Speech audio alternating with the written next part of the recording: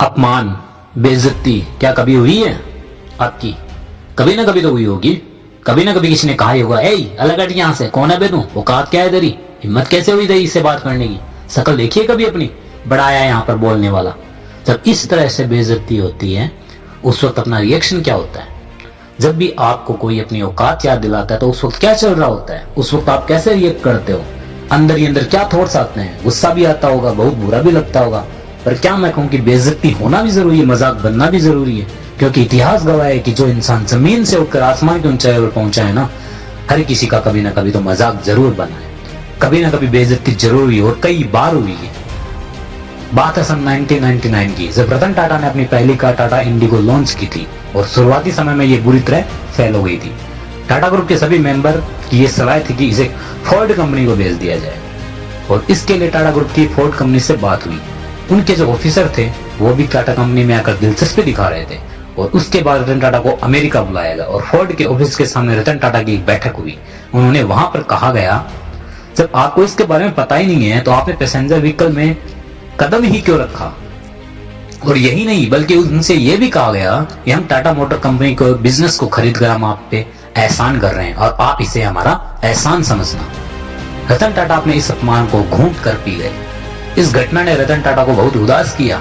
रतन टाटा के बदले की भावना को समय गंवाने से ज्यादा जरूरी समझा उन्होंने अपनी कमियों को सुधारना। उन्होंने अपनी कार को बेचने का विचार बदल दिया और अपना पूरा फोकस अपने कार बिजनेस में लगा दिया। और कहते हैं समय पलटने में देर नहीं लगती। समय पलटा और रतन टाटा ऊंचाइयों की सफलता पर पहुंच गए। एक तरफ टाटा ग्रुप की कंपनी कामयाब हो रही थी और दूसरी तरफ 2008 में फोर्ड कंपनी दिवालिया घोषित होने में आ गई।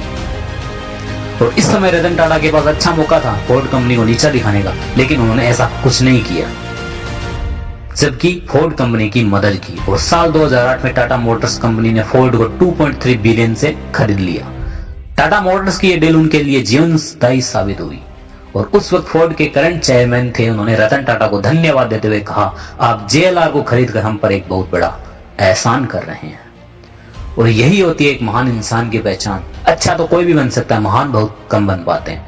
अपनी कमजोरी की अपनी ताकत बनाओ, अपनी अपमान का बदला अपनी सफलता से ले। जब कोई अपमान करता है ना तो अंदर ही अंदर आग लग जाती है, गुस्सा आता है। बहुत लोग गलती ये करते हैं कि उस गुस्से को वहीं निकाल देते हैं, लड़ाई झगड़ा करते हैं, कंप्लेंट करते हैं। उस गुस्से को यूज करना सीखो, अंदर दबाए रखो उसको, अपने अंदर ही अंदर आग को बढ़ाते रहो, तभी बदलाव आएगा। क्योंकि कोई भी इंसान सम्मान भूल सकता है लेकिन अपमान नहीं भूल सकता। अपने अंदर बार बार ये बात बोलते रहोगी, कहा था ना तुमने, शकल देखी अपनी, एक दिन ऐसा लाऊंगा कि शकल देखने को तरसोगे। कहा था ना तूने, चल हट, कौन है बे तू, एक दिन ऐसा भी लाऊंगा तो कोई बैठा नहीं होगा जब मैं खड़ा होऊंगा।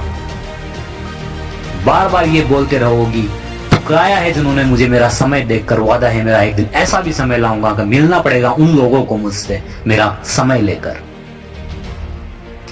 धन्यवाद। मेरी उड़ान चैनल पर पावरफुल मोटिवेशन बनाते रहते हैं। आप लाइक और शेयर करके हमारा हौसला बढ़ाएं और नए वीडियो को मिस ना करने के लिए सब्सक्राइब कर बेल आइकन को प्रेस